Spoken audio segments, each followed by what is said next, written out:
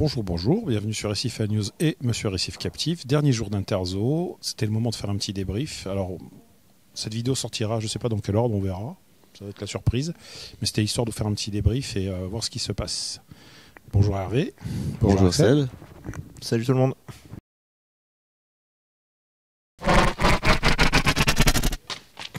Headshot.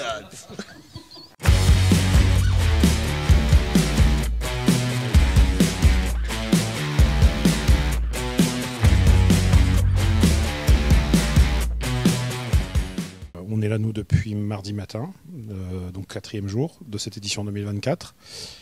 Je vais commencer. J'ai trouvé ça relativement décevant. Je m'attendais à rien. J'ai pas été déçu. Alors, moi je suis là depuis 3 jours seulement, faute de budget. Hein.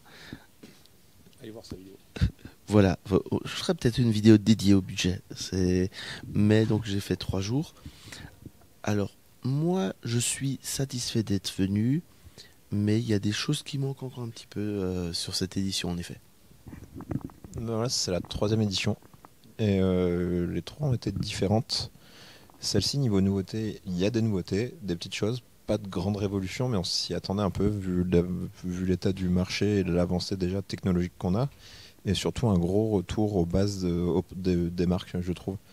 Les marques veulent recréer du passionné, remettre les bases en avant, et puis ils font évoluer leur gamme dans ce sens-là.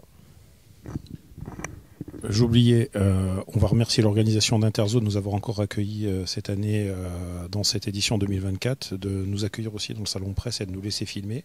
C'est important parce que c'est pas forcément acquis et c'est pas tout le monde qui peut le faire. Donc voilà, donc on fait ce petit débrief et on tenait aussi à les remercier parce que ça se passe toujours bien. Ils nous accueillent, ça nous permet d'être dans un endroit calme et pouvoir faire justement ce débrief et discuter.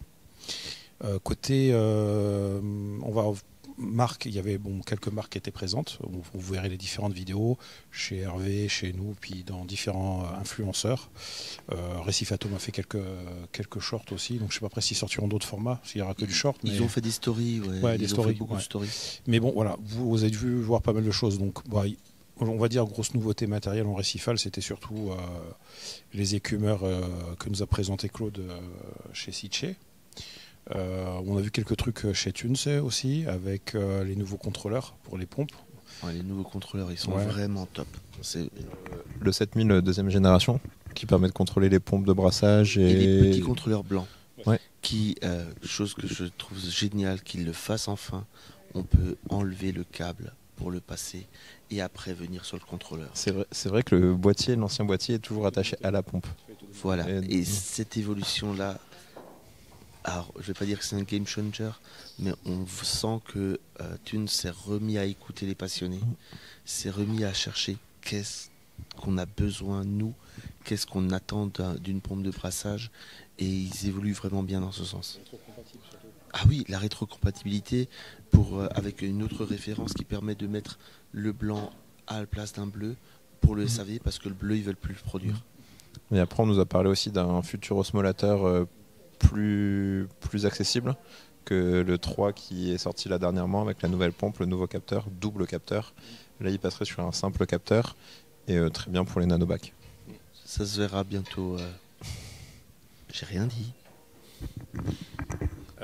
Après, on a fait Fauna Marin. Bon, il y a pas mal de produits aussi. Alors nous, on ne l'a pas fait en vidéo. Vous le découvrirez en article sur notre site. Parce que c'était pas des... je préfère prendre le temps d'expliquer par écrit les nouveautés, pourquoi ce produit-là. Il n'y avait pas de... C'est pas un waouh, un grand show. Il n'y a pas le wow effect en effet cette année. Il y a pas mal de petites choses. Alors, je parle de Fauna, mais c'est pas que chez Fauna. Voilà, il y a chez d'autres marques aussi, c'est pareil. Il y avait 2-3 petits produits comme ça.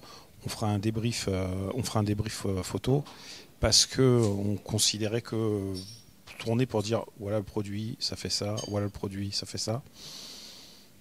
Et il y a une tendance de fond chez tous ceux qui font de l'ICP, c'est de dire tiens, avec ton ICP, on va te faire une recette qui va sortir en plus de ton ICP avec tel produit pour te faire une bouteille multiparamètres pour corriger tes paramètres. Et ça, c'est une tendance de fond qu'on va retrouver dans pratiquement toutes les marques d'ICP aujourd'hui. Et soit c'est déjà là, soit ça va venir. Mais là, on sent la tendance de fond qui arrive chez ces professionnels-là de la chimie de nos aquariums. Côté chimie, t'en parles, je fais la transition, j'en profite. Chez Naios, le kit alcalinité. Et deux petits trucs. Un réacteur unique et une seringue directement graduée avec la lecture du degré KH. Et t'as plus du coup la transition entre volume et degré KH. La chance, ils me l'ont pas montré. Ouais, mais moi, ils m'en ont pas parlé en nouveauté. Tout le système de débordement à l'extérieur du bac et les meubles super sympas avec le retrait du bac dans le meuble, un bord plus épais, du mélaminé avec une couche de mélamine beaucoup plus épaisse et scellé au laser qui fait que c'est indestructible, il n'y a aucun risque de décollement de la mélamine et du coup que le meuble prenne l'eau. Alors moi j'aime moins cette esthétique parce que quand je regarde un ensemble, je viens de la technique et de la mécanique et j'aime bien voir on va dire ma répartition de charge.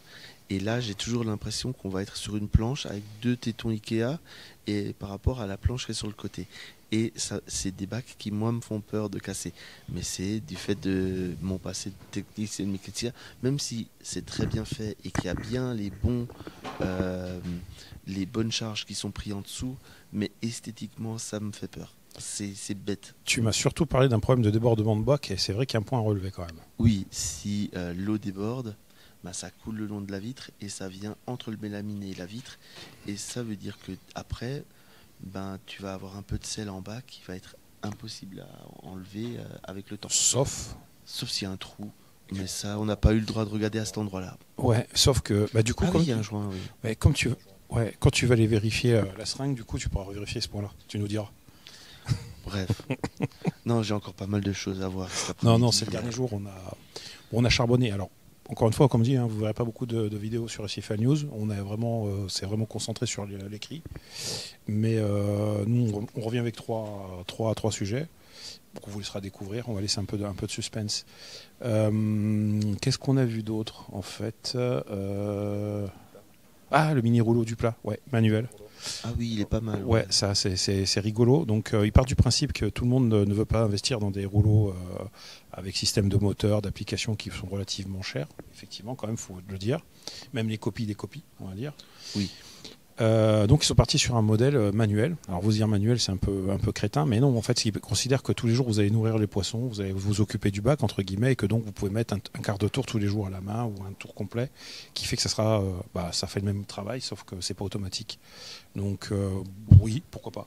Pourquoi pas tous les jours on vérifie son perlon ou on vérifie ses chaussettes. Le maître a donné à Toby une chaussette. Bonne idée. Selon l'idée de filtration mécanique. Pourquoi pas. Ouais. Moi, ça me choque pas. Non, c'est une bonne idée après avoir l'accueil du public. Qu'est-ce qu'on a vu d'autre qui était probant, enfin qui... Ah si Esirif, avec le partenaire avec Biota. Ah si, ça fallait qu'on en parle quand même. Disons que, Esirif, tout le monde connaît, Easy LPS, tout ça. Ils ont vachement avancé en recherche pour aider Biota justement sur les phases de nourrissage des poissons. Je te laisse en parler parce que c'est plus ton domaine, toi, ton dada. En effet, ils ont travaillé sur les différentes espèces d'algues pour nourrir les flavescences, qui sont leur spécialité. Et on connaît le problème avec les interdictions sur le sauvage. Et grâce à tous les éléments nutritionnels dans les algues et leur mélange entre algues et plancton avec la crevette qui pêche dans leur milieu naturel, ça donne un bon succès d'élevage sur les flaves avec une belle coloration bien jaune intense, et c'est ce qui manquait jusqu'à maintenant. C'est vrai que souvent ils étaient un peu palos en élevage, là ils sont vraiment jaune intense. Ils avaient aussi leur stick qu'ils mettaient par des moments en nourrissage, ils le faisaient à chaque fois quand je passais pas à côté. Donc j'ai pas l'image, j'espère que c'est le fameux mastic, donc leur nourriture à coller au poisson en pâte à coller sur la vitre. Ils le font maintenant version veggie. Reef Factory qui était annoncé et introuvable. Donc mais on est une belle bande de cons. Mais juste pour ceux qui vont, parce que pour sûr certains vont nous dire oui, vous les avez pas montrés, ils étaient pas là. Vous avez un plan ? Headshot. Donc voilà, si on cherche sur l'application, ils n'y sont plus. Et sur le plan qui était en ligne, à la base, ils y étaient. Mais là, ils y sont plus. Donc, ils étaient annoncés, mais ils sont pas venus. Désolé, Fredo. Parce que je voulais y aller. J'avais même des questions de la part de Fred pour eux. Hein. Désolé, Fredo. Tropic Marin nous annonce une gamme de tests ICP avec une autre approche où il parle de plutôt que les éléments individuels de complexes. Donc de complexes iode, etc. Et du coup un dosage en conséquence. Et du coup ça regroupe les éléments par interaction, par type, par complexe. Et du coup potentiellement ça simplifierait les gens qui suivent leur bac très régulièrement par ICP.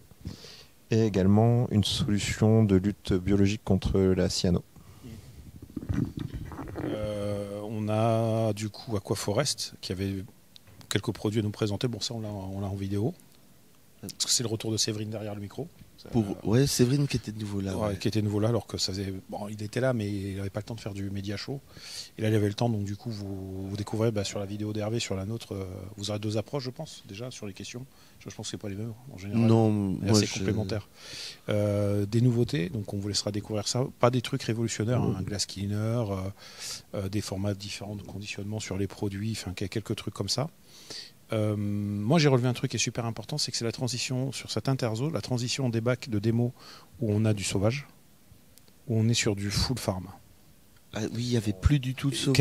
Quasiment. Après, bon, il y en a un peu à droite à gauche si on cherche, mais c'était du full farm. Et dans les farms, il y a un bac qui, moi, m'a vraiment choqué, c'est les clowns avec les grands voiles. J'ai glissé sous le vent. Oui. Ouais, chez un éleveur. Ça va arriver chez nous, hein, malheureusement. Ça va arriver. Perso, pour l'instant, je n'aime pas. Mais c'est comme beaucoup de choses. Tant qu'on n'y a pas goûté, on n'aime pas. Et après, on en redemande. Et là, pour l'instant, je trouvais que ces clowns-là, ils avaient du mal à nager. Si, chez Juliane. Sur le stand de Julian Sprung, donc la marque Too Little Fishes, qui est en co-stand avec JNC, qui d'ailleurs proposait leur nouvelle gamme, leur nouvelle rampe avec le module Airlink, donc de connexion au Wi-Fi, qui est maintenant intégré directement dans la rampe. On n'a plus besoin de l'avoir en dehors. Et bref, sur leur bac d'exposition, ils avaient une espèce qui est la première mondiale, Amphiprion omanensis, donc qui vient de la mer d'Oman. Et donc, vu le contexte géopolitique de la zone, ils ont réussi à choper quelques individus sauvages. Et là, les premières reproductions sont de sortie sur le salon. Et c'était un très beau bac vaudou, d'ailleurs, hein, de la gamme vaudou de chez New Wave. Oui, avec les joints orange. Avec les joints orange. Ouais. Moi, personnellement, pareil, ça, moi, j'aime bien. Tu vois, alors que mes collègues, ça fait débat chez nous aussi. Donc oui, c'était pas la fin du sauvage, mais globalement c'était sous le signe de l'aquaculture. Qu'est-ce que... Alors il n'y a plus le grand bac de chez De Jong. Par contre, oui. En grand bac, c'était justement chez New Wave. Chez New Wave, ouais. Un bac d'eau douce, ouais. Qui était magnifique. Ouais, qui était magnifique. Ouais, le bac d'Aquaforest aussi était magnifique. Hein. Le bac d'Aquaforest en marin, c'était le plus beau. Il y avait des dingueries dedans en coraux, enfin c'est un truc de... Les crafted Acropora. On peut dire qu'on est sur plusieurs dizaines de milliers d'euros de coraux là-dedans. Facilement. Vu ce qu'il y avait. Ensuite, je pense que... on va revenir sur Sitché, du coup, avec Claude qui nous a présenté 2 versions de son nouvel écumeur. Des produits d'eau douce aussi, je vous rassure. Je vais éviter dans le débrief de vous en parler, ça va vous fâcher. Mais les 2 nouveaux écumeurs, donc 2 versions avec 2 systèmes de skimming différents. Alors c'était des protos qu'on a vu clairement, parce que ils tournaient, ils fonctionnaient, etc. Mais j'ai cru comprendre que ce serait pas là avant l'été, d'après ce qu'il disait. Le temps que ça fabrique, tout ça, etc. Ils avaient du mal à faire les rotors. Ils viennent à peine de commencer à injecter les rotors. Et du coup, donc ces écumeurs, c'est pour des petits bacs, toujours, c'est le principe.